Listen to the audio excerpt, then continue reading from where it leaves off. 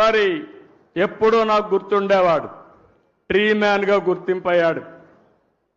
ఆ రోజు పద్మశ్రీ వనజీవి రామయ్య నా దగ్గరికి ఎప్పుడూ వచ్చేవాడు. ఎప్పుడు వచ్చినా ఒక చెట్టు తీసుకొచ్చేవాడు. ఊరూరు తిరిగేవాడు. అందరికీ విత్తనాలు పంచేవాడు. సంవత్సరం వచ్చి నాకు రిపోర్ట్ చేసేవాడు.